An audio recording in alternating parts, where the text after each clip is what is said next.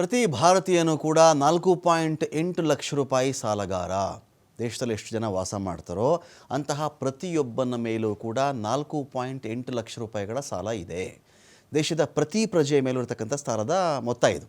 2023ರಲ್ಲಿ check ಮಾಡಿಕೊಂಡಾಗ 3,90,000 ಇತ್ತು. ಈಗ 4,80,000 ಆಗ್ತಾ ಇದೆ. ಬರೀ 2 ವರ್ಷಗಳಲ್ಲಿ 23% ಹೆಚ್ಚಳ ಹೇಗಾಗಿರೋದು?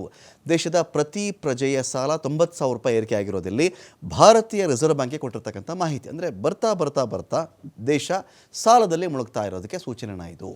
ಅಥವಾ ಇಷ್ಟು ಸಾಲ ಇರಬಹುದಾ ಅಂತ ಪ್ರಶ್ನೆ ಇದೆ ಇಲ್ಲಿ. ಈ ಸಾಲ ಇಟ್ಕೊಳ್ಬಹುದಾ? ಒಬ್ಬೊಬ್ಬ ಪ್ರಜೆ ಹತ್ತಿರ ನಿಮಗೊಂದು 20,000 ಕಡಿಮೆ 5 ಲಕ್ಷ ರೂಪಾಯಿ ಸಾಲಗಾರ. ಪ್ರತಿ ಭಾರತೀಯನೊಬ್ಬನ ಮೇಲೆ 20,000 ರೂಪಾಯಿ ಕಡಿಮೆ 5 ಲಕ್ಷ ರೂಪಾಯಿಗಳ ಸಾಲಗಾರ. ಬೇರೆ ಯಾರು ಹೇಳಿರೋ ಅಂಕಿಅಂಶ ಅಲ್ಲ, ಇದು ಭಾರತೀಯ ರಿಸರ್ವ್ ಬ್ಯಾಂಕ್ ಕೊಟ್ಟಿರ್ತಕ್ಕಂಥ ಮಾಹಿತಿ. ಜೂನ್ 2025ರ ಹಣಕಾಸು ಸ್ಥಿರತೆ ವರದಿಯಲ್ಲಿ ಈ ಮಾಹಿತಿ ಇದೆ. ಭಾರತ ಒಟ್ಟು GDPಯ 42% ಸಾಲದ ಹೊರೆಯಲ್ಲಿದೆ. ಭಾರತ ಒಟ್ಟು GDPಯ 42% ಸಾಲದ GDP ಏನೇ ನೀವು ಅಚೀವ್ ಮಾಡ್ಕೊಳ್ಳಿ, ಅದರಲ್ಲಿ 42% ಏನಿರುತ್ತೆ ಮಾತ್ರ ನಮ್ಮ ಸಾಲನೇ ಇರುತ್ತೆ ಅಂತ. ಸಾಲ ಹೆಚ್ಚಳ ಆಗಿದ್ದು ಹೇಗೆ? ಜನ ಮೊದಲಿಗಿಂತ ಹೆಚ್ಚಿನ ಸಾಲ ಪಡ್ಕೊಳ್ತಾ ಇದ್ದಾರೆ. ಗೃಹ, ವೈಯಕ್ತಿಕ ಸಾಲ, ಕ್ರೆಡಿಟ್ ಕಾರ್ಡ್ ಬಾಕಿ ಇರೋದು, ಇತರೆ ಚಿಲ್ಲರೆ ಸಾಲ, ವೈಯಕ್ತಿಕ ಸಾಲ, ಕ್ರೆಡಿಟ್ ಕಾರ್ಡ್ ಬಾಕಿಗಳಂಥ ಸಾಲಗಳೇ ಜಾಸ್ತಿ ಇದೆ. ವಸತಿಯೇತರ ಚಿಲ್ಲರೆ ಸಾಲಗಳು ಏರಿಕೆ ಆಗ್ತಾ ಇದೆ. ಜನ ಯಾಕೆ ಸಾಲ ಮಾಡ್ತಾರೆ?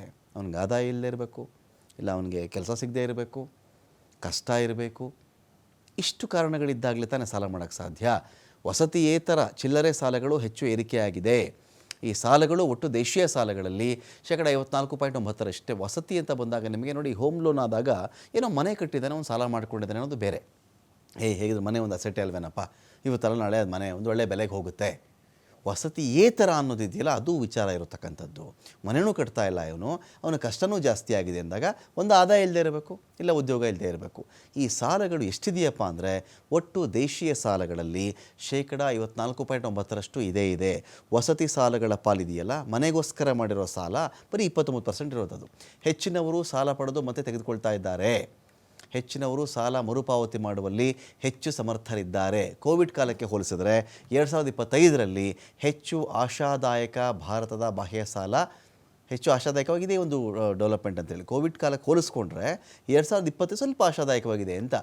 ಭಾರತದ ಬಾಹ್ಯ ಸಾಲ, ಇದೆಲ್ಲ ಆಂತರಿಕ ವಿಚಾರದ ಬಗ್ಗೆ ನಾವು ಮಾತಾಡಿದಾಗ ಹೊರಗಡೆಯ ಸಾಲದ ಕಥೆ ಏನು ನೋಡಿ. ಮಾರ್ಚ್ 2025ರ ಹೊತ್ತಿಗೆ $736.3 ಬಿಲಿಯನ್ ಇದೆ.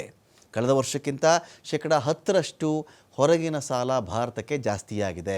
ಇದು GDPಯ 19.1% ಇದೇ ಆಗುತ್ತೆ. ಅತಿ ದೊಡ್ಡ ಪಾಲಿರೋದು ಹಣಕಾಸೇತರ ನಿಗಮಗಳು.